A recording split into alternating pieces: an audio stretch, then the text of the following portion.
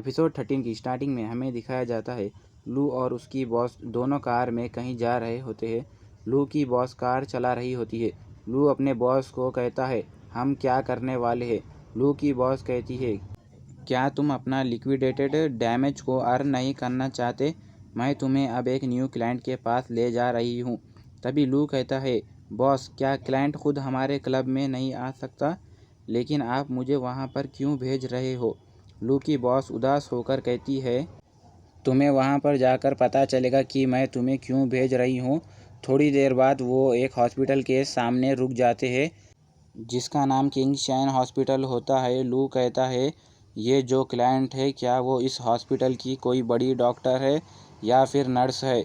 और उन लोगों को बहुत मेंटल पेशेंट को संभालना पड़ता है ना रोज़ाना। लू की ये बात सुनकर लेडी बॉस कहती है, यहाँ पर तुम्हारी क्लाइंट ना ही कोई डॉक्टर है और ना ही कोई नर्स है, वो बल्कि एक पेशेंट है। बॉस की ये बात सुनकर लू कहता है, यहाँ के गार्जियन के परमिशन के बिना काम करना मुमकिन नहीं नामुमकिन है। और क्या हम पेशेंट्स को सर्विस दे सकते हैं? लू की ये बात सुनकर बॉस कहती है, ये जो पेशेंट है वो मेरी बहन है और सिर्फ मैं ही उसकी एक गार्जियन हूँ। नेक्स्ट सीन में लू और उसकी बॉस बात करते हुए हॉस्पिटल के अंदर आ जाते हैं। वहाँ से एक नर्स आती है और कहती है, मिस वांग क्या आप आपके बहन को फिर से मिलने आए हैं? फिर हमें लू की लेडी बॉस का नाम दिखाया जाता है। अब से हम लू की लेडी बॉस को मिस वांग कहेंगे। मिस वांग पूछती है, नर्स मेरी बहन अब कैसी है? नर्स कहती है, वो अभी भी पहले की तरह ही है, किसी से बात ही नहीं करती और वो अभी भी किसी को भी बात करने के लिए तैयार नहीं है और वो लड़कों के लिए बहुत ही हॉस्टाइल है, यानी बहुत ख़तरनाक है। जैसे ही कोई लड़का उसके पास जाता है तो वो बहुत ज़्यादा स्ट्रांग हो जाती है और ख़तरनाक अटैक कर देती है। जब तक कोई लड़का उसके नज़दीक नहीं जाएगा तो वो नॉर्मल रहेगी। ये बोलकर वो नर्स मिस वांग और लू को उसकी बहन के पास लाती है। फिर लू की बॉस यानी मिस वांग नर्स को कहती है, ठीक है अब तुम यहाँ से जाओ, मैं अपनी बहन को मिलकर चली जाऊँगी। नर्स के जाने के बाद लू मिस वांग को कहता है, बॉस मैं कोई डॉक्टर नहीं हूँ, आपकी बहन को ट्रीटमेंट की ज़रूरत है, किसी अच्छे डॉक्टर से। लू की ये बात सुनकर मिस वांग कहती है, 5 साल पूरे 5 साल से मेरी बहन इस हॉस्पिटल में है और इससे 5 साल से डॉक्टर्स ट्रीटमेंट दे रहे हैं, पर अब तुम उसकी हालत देखो। फिर लू कहता है, मैं आपकी फीलिंग्स को समझ सकता हूँ, पर जो डॉक्टर नहीं कर सके तो मैं कैसे कर सकता हूँ। लू की बॉस सुनकर मिस वांग कहती है, मैं जब ठीक से नहीं सोई थी, पर जैसे ही तुमने मुझे मसाज किया तो मैं सो गई थी। मैं तुमसे ऐसी उम्मीद नहीं कर रही हूँ कि तुम इससे ठीक ही कर दोगे, पर जब तक तुम उससे ठीक से सुला दोगे मुझे अच्छा लगेगा। फिर लू कहता है, अगर आप इतना कह रहे हैं तो मैं पूरी कोशिश करूँगा, मगर आपने सुना ना नर्स ने क्या कहा, जब भी वो लड़का देखती है वह बहुत ख़तरनाक हो जाती है, जब वो गुस्से में होगी तब मैं उसे कैसे मसाज करूँगा। मिस वांग कहती है, मैं अपनी बहन को अट्रैक्शन अपने तरफ करने पर मजबूर कर दूँगी, जैसे ही वो मुझसे बात करने लगेगी तब तुम जाकर पीछे से उसे मसाज स्टार्ट करना। कुछ देर बाद लू की बॉस उसकी बहन के पास जाती है और कहती है, टिंग टोंग मैं फिर से आ गई तुम्हें देखने।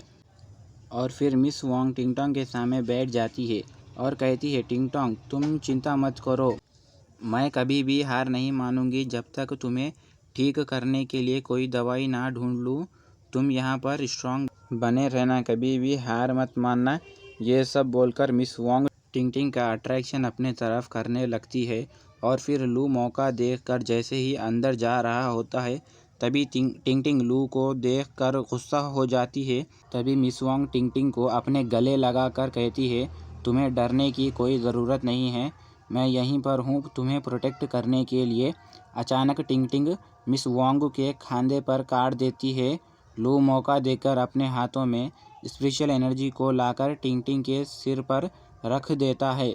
जैसे ही लू अपने दोनों हाथों को टिंग टिंग के सर पर रखता है, टिंग टिंग चिल्लाती है और उसके अंदर से काला धुआं निकलने लगता है। लू कहता है, अरे यार ये काला धुआं क्या है?